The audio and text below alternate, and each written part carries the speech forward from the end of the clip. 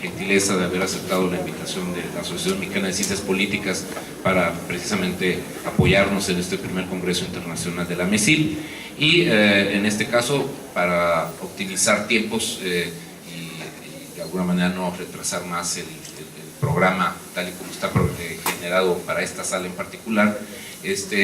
Básicamente la presentación que haré de la doctora Taylor, que va a tratar para nosotros el tema de dignidad y diversidad, pensando la ciudadanía en el caso argentino, la pequeña presentación que obviamente no puede sustituir la calidad y la presencia y el prestigio que tiene la doctora Taylor en los estudios latinoamericanos, pues la condensaré básicamente en la ficha que ella también muy gentilmente nos hizo favor de enviarnos y que señala que la doctora Taylor es profesora en el Departamento de Política Internacional de la Universidad de Aberystwyth en el país de Gales y también hasta hace poco ella fue presidente de la Sociedad de Estudios Latinoamericanos precisamente en Inglaterra, Society of Latin American Studies en SLAS en Inglaterra y también en este caso también ella está generando una participación como uno de los editores del Bulletin of Latin American Research, que es uno de los, obviamente uno de los journals que regularmente son de los más citados, los más buscados, de los más indexados en el ámbito de la política comparada y evidentemente con el área de especialización en la región que nos corresponde a nosotros, como sería América Latina.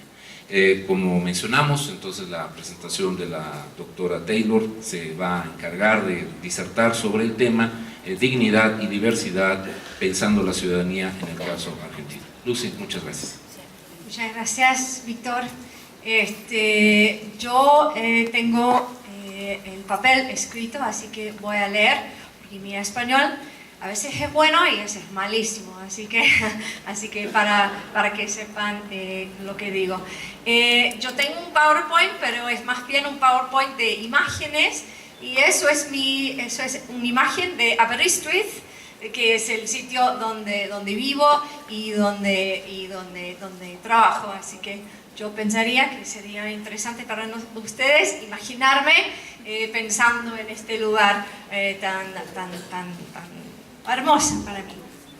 Bueno, para empezar, agradezco mucho esa invitación para presentar mis ideas sobre la ciudadanía en esta conferencia tan importante, la primera de AMECIP México. Aprovecho esta oportunidad para desearles muy buena suerte en la organización y espero con muchas ganas poder contribuir al fortalecimiento del vínculo entre AMECIP y SLAS, la Sociedad de Estudios Latinoamericanos de Gran Bretaña, que en parte represento aquí. En esta ponencia quiero hablar del concepto de la ciudadanía, sobre el cual de una forma u otra he estado trabajando a través de mi carrera. La ponencia está basada en un artículo que saldrá próximamente en el journal Citizenship Studies, en una colección sobre ciudadanía en América Latina por Judy Meltzer y Cristina Rojas. Me atrae el concepto de ciudadanía porque de alguna manera coincide con mi posición normativa personal, que es que la gente, sus experiencias y su agencia debe estar en el centro del análisis político. Pero también me he sentido frustrada porque típicamente el análisis en los estudios latinoamericanos enfatizan esta posición normativa, pero más allá de la indignación hay una falta de teorización para ayudarnos a entender estas dinámicas de exclusión. Por otro lado, cuando los académicos quieren ubicar su trabajo dentro de la teoría, la gran mayoría, incluso yo en el pasado, utilizamos teorías que están imaginadas desde una realidad occidental y no latinoamericana.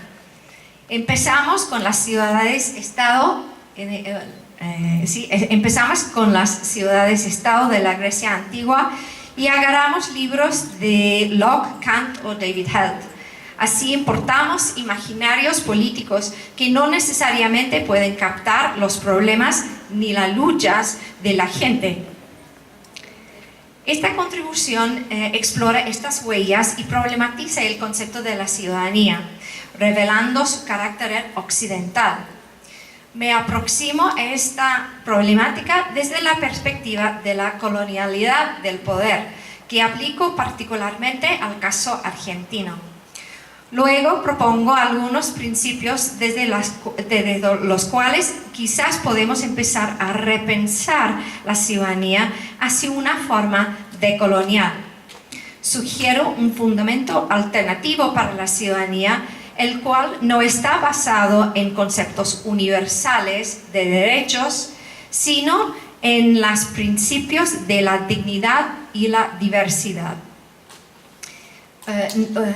Bueno, muy bien, están perfectos para adivinar cuando quiero algo nuevo. Me atrae el enfoque de la colonialidad del poder porque me invita a pensar sobre los fundamentos conceptuales del mundo moderno capitalista desde una posición de sujeto en los márgenes colonizados del poder en América Latina. El enfoque pone en relieve no solo la opresión física, el autoritarismo político y explotación económica asociados con la condición colonial, sino más fundamentalmente la dominación epistemológica del conocimiento.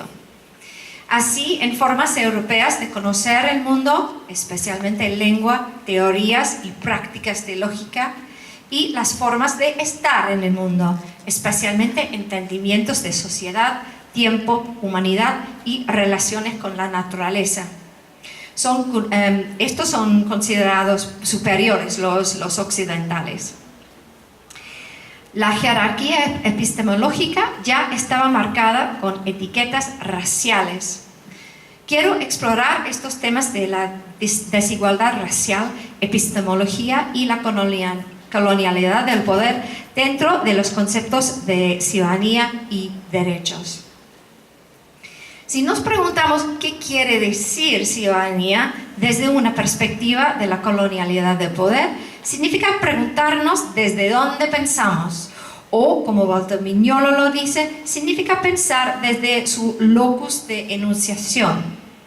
Esto requiere entonces la localización de la ciudadanía en espacio, tiempo, experiencia, cultura y tradición intelectual, y por lo tanto también requiere su ubicación en las jerarquías de epistemologías y de poder.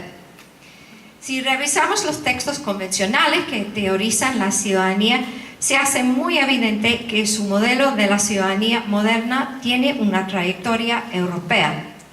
En el libro de Derek Hita, History of Citizenship, por ejemplo, el autor mapea la historia normal de la ciudadanía, basando su evidencia en experiencias europeas.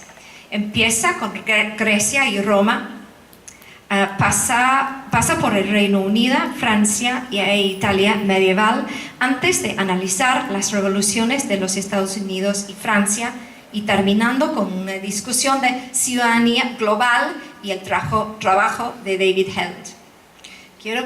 Creo que hay un... ¿no? Bueno, sí. En alguna manera se podría decir que el énfasis europeo está correcto, porque el desarrollo de la forma dominante de la ciudadanía hoy en día está muy ligado al Estado westfaliano, la filosofía del liberalismo, el desarrollo de la democracia representativa y el auge del orden capitalista moderno. Todo centrado en Europa. La próxima, por favor. Entonces, si queremos hacer una crítica de este concepto de ciudadanía eurocentrista, también nosotros tenemos que empezar allá. Walter Mignolo ha empezado ese intento buscando el nacimiento de este concepto en la Europa del siglo XVI. Para él, el concepto de la ciudadanía emerge cuando el paradigma del humano, definido por hombres de letras cristianos durante el Renacimiento, se convierte en el paradigma del ciudadano, definido por filósofos seculares. El ser humano se cambia de ser un sujeto de Dios y el rey a ser un ciudadano de una nación y en relación a un Estado. Junto con esto, la ciudadanía encarna la noción cartesiana de pienso, por lo tanto existo. De esta manera, una forma particular del saber basada en la lógica, evidencia y racionalidad fueron vinculados a un estatus alto que sea blanco y masculino. Esta imagen del ciudadano arquetipo está encapsulada en la palabra hombre, man. Este hombre imaginado silencia a un grupo enorme de la población: las mujeres, los pobres, los esclavos, la gente indígena, no solo en términos de su participación política, sino también como gente sabia e importante. Sin embargo, su presencia como no hombre fue necesaria porque actuaron como otros en el contra del cual se mide la superioridad del hombre. Hay dos implicaciones importantes de ese hombre ciudadano imaginado. Primero, y vinculado a la igualdad, se entiende a la gente como individuos quienes gozan de autonomía a través de un régimen de derechos que ejercen en relación a un Estado. Estas son las piedras angulares de las sociedades explícitamente modernas. Sin embargo, en esta concepción, la igualdad la ciudadanía está predicado sobre llegar a hacerse como hombre. Así que el fundamento epistemológico del carácter ciudadano no cambia. Es el excluida que está obligado a realinearse según el molde. Sin embargo, las y los que no quieren hacerse hombre son identificados como bárbaras y bárbaros, porque rechazan la civilización. En lugar de pienso, por lo tanto existo, están marcadas con el corolario silencioso: no pienso, por lo tanto no existo. De esa forma, la inferioridad racial y de género está relacionada con un saber inferior y una existencia marginal. La segunda implicación está vinculada a la universalidad. Reclamar la universalidad implica sostener que a un nivel u otro todos los seres humanos son lo mismo, pero la forma de esa uniformidad está decidida desde sitios particulares poderosos, especialmente desde las universidades y los gobiernos occidentales. Eso hace de la universidad un agente poderoso y colonizador a un nivel fundamental del conocimiento y de la existencia. Una ciudadanía decolonial debe evitar la universalidad, pues, y adoptar un fundamento plural para hacer valer a su autoridad. O sea, no universalidad, sino diversalidad. El caso de Argentina, nos puede ayudar a distinguir algunas de estas dinámicas. El Estado-nación moderno de Argentina fue formado en el siglo XIX en torno a modelos occidentales y, con el paso del tiempo, con ideas cada vez más liberales, basados sobre una nación coherente e unitaria, con la presencia de ciudadanos con derechos. Sin embargo, no fue una cosa simple de establecer este estado ideal. Dado que aún en 1850 la mitad del territorio argentino no estaba bajo el control del Estado, más bien se mantenían bajo el control de los pueblos indígenas autónomos. Para hacerse un Estado-nación de verdad, fue necesario lanzar la conquista del desierto. ¿Ya me puede atrasar? No. Eso, sí, bueno, la conquista del desierto. Para borrar la autonomía indígena y colocar a Argentina por el camino supuestamente correcto hacia la modernidad. Estos objetivos fueron alcanzados a través de peleas violentas con originarios, la captura y encierro de pueblos nativos dentro de reservaciones y el desalojamiento completo de comunidades. Esta colonización física fue complementada por el dominio capitalista de la tierra, reglamentos institucionales y la imposición de la lengua española y epistemologías occidentales. La conquista del desierto fue así una culminación de la experiencia colonial y un movimiento clave para forjar una Argentina como ente espacial y epistemológico. Así como un Estado unitario, también se forjó una ciudadanía unitaria. Perfecto. La Constitución de 1853 dice que todos los que nacen en el suelo argentino están clasificados como argentinos. De esta manera, los originarios ahora incorporados fueron hechos oficialmente ciudadanos, pero basado en una identidad universal de la argentinidad, donde ser originario no era compatible con la ciudadanía unitaria. Tuvieron que abandonar su identidad indígena y dejar de encarnar una forma distinta de conocer y estar en el mundo. Esto fue un proyecto administrativo, pero también epistemológico, pues implicó procesos de asimilación y civilización. Por lo tanto, se establecieron rápidamente escuelas en la estela de la expansión militar, donde enseñaron en español a los niños indígenas sobre la identidad nacional argentina, mientras que sus padres y hermanos fueron incorporados en el ejército que transformó a los bárbaros en sirvientes obedientes de un Estado que les conquistó. En este caso, la universalidad concebida y aplicada por un Estado crecientemente liberal y vinculado a través de los derechos y deberes de un ciudadano fue un instrumento de opresión colonial. ¿Por acaso se alcanzaron a cumplir los derechos ciudadanos iguales e universales? Pues no. La retórica liberal de universalidad e igualdad fue interrumpida por ideas de inferioridad racial. Los ciudadanos indios no formaron a la figura ideal, moldeado por la imagen de un ciudadano hombre. Eso fue necesario, por supuesto, para sustentar el orden natural de las cosas. Por supuesto, deben ser inferior. De otro modo, la blanqueidad ya no podría ser un atributo de la superioridad. Como resultado, las élites liberales como Sarmiento y Alberdi argumentaron que si Argentina aspiraba a prosperar, haría falta una solución racial epistemológica, la importación de inmigrantes blancos y europeos.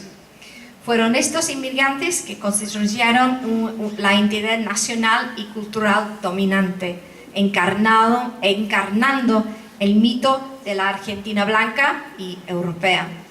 La próxima. La época de Perón introdujo una nueva dinámica en el concepto de ciudadanía en Argentina y el auge de política de clase, marcado por el discurso de derechos sociales, la centralidad del Estado en la vida social y ideales como justicia social y vida digna. Perón se acercó a los indígenas como un grupo específico de los pobres,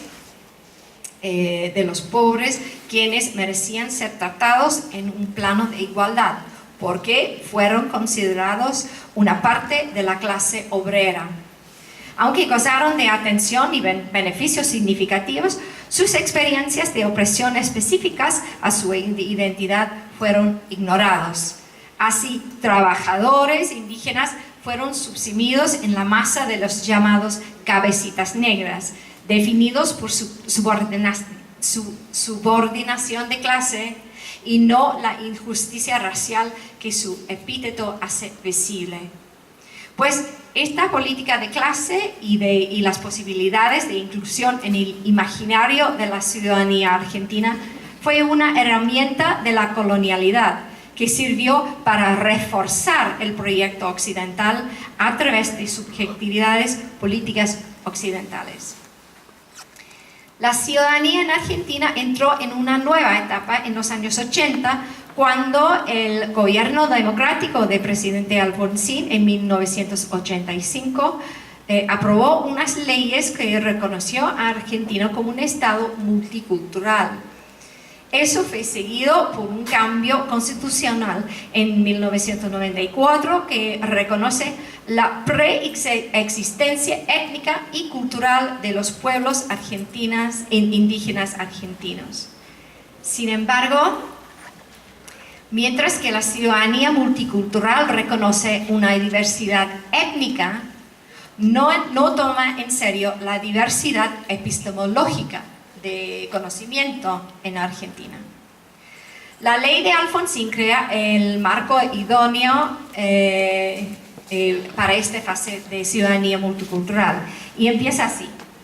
Declararse de interés nacional la intención y apoyo a las comunidades indígenas existentes en el país y su defensa y desarrollo para su plena participación en el proceso socioeconómico y cultural de la nación, respetando, por supuesto, sus propios valores y modalidades. A pesar de esta retórica, la relación entre el Estado argentino y comunidades indígenas no cambió. La nación argentina se consolida y se mantiene moderna y europea. No ha cambiado por la revelación de la presencia de gente originaria. El texto constitucional ruega a los argentinos normales que respeten a los valores y modalidades de los originarios, pero nada más, porque ese multiculturalismo mantiene una separación cultural entre sus componentes. La indigeneidad está revelada, pues, solo para reconfirmar su exterioridad y su posición subordinada en la jerarquía racial nacional. Estas suposiciones tranquilizan a los argentinos supuestamente normales, que la diferencia no hará ninguna diferencia para ellos.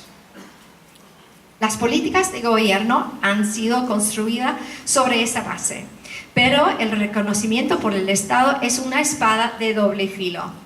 Trae consigo la prominencia e importancia para las comunidades indígenas, pero también abre un espacio para que el Estado pueda colonizar la indigeneidad que está arrastrada del proyecto occidental.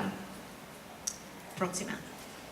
Un ejemplo importante es la Iniciativa para la Educación Intercultural Bilingüe, el EIB, que fue lanzada en 2006.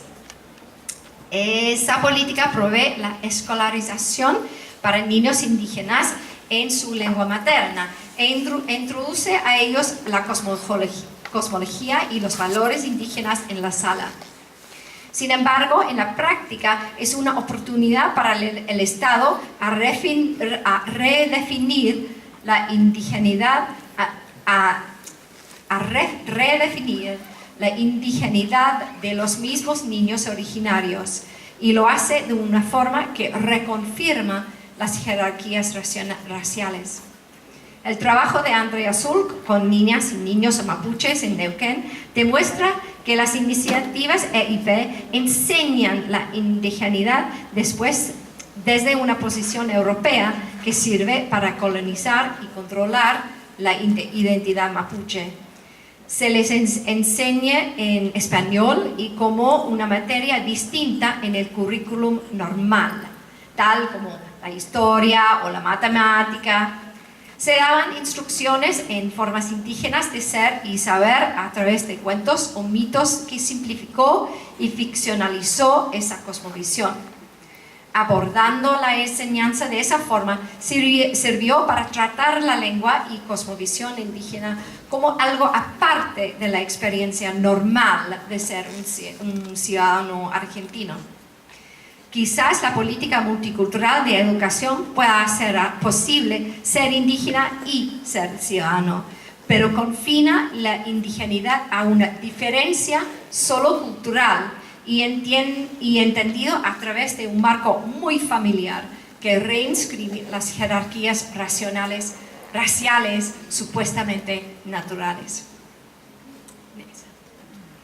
Ahora, ¿cómo podemos decolonizar la ciudadanía?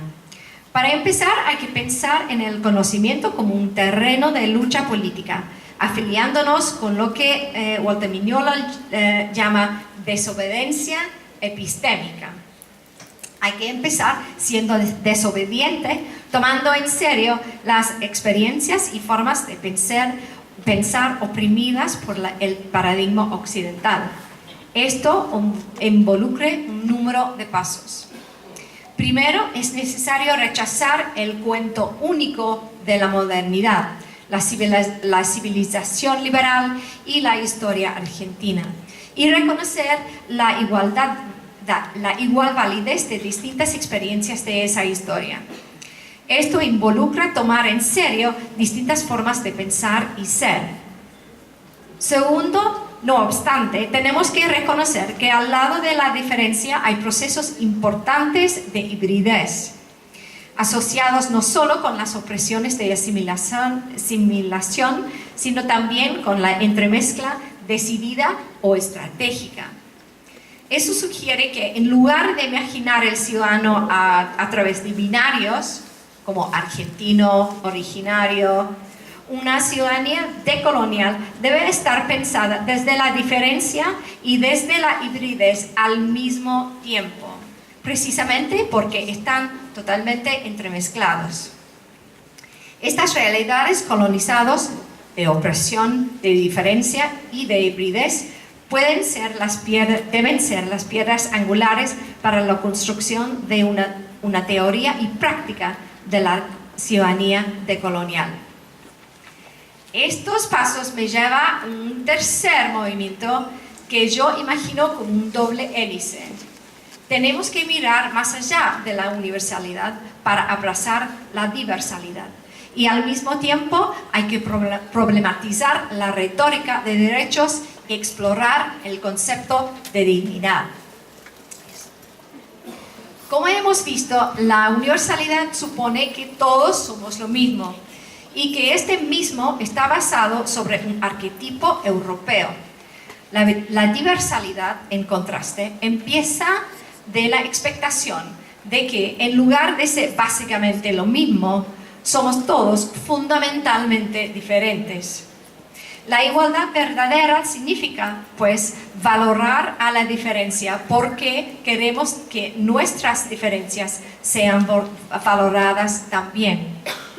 Además, esa diferencia no es solo cosa de tradiciones o gustos como el multiculturalismo lo imagina, sino de distintas epistemologías y ontologías, formas de conocer y estar en el mundo.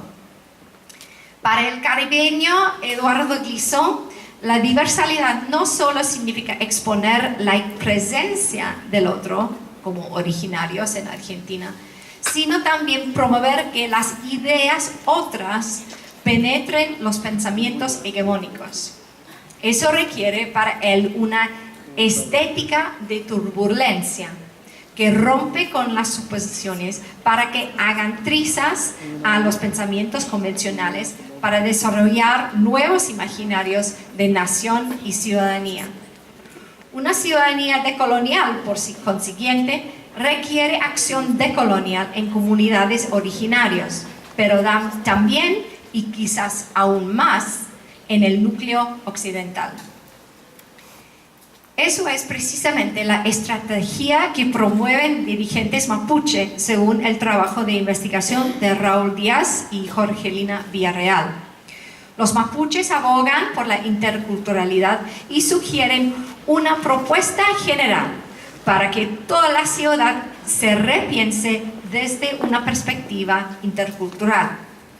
No fue el mapuche, argumentaron, que necesitaba ayuda para hacer juegos malabares con culturas múltiples. Ellos se lo hacen todo el tiempo. Más bien, en realidad, quienes no son interculturales y necesitan educarse en ello es el Estado y la sociedad argentina. Diversalidad, pues, juega un rol clave si queremos decolonizar la ciudadanía. Y es importante no solo en términos de las relaciones de ciudadanía en Argentina, sino también a nivel de conceptos en el mundo académico, donde construimos nociones de la ciudadanía basadas en epistemologías dominantes.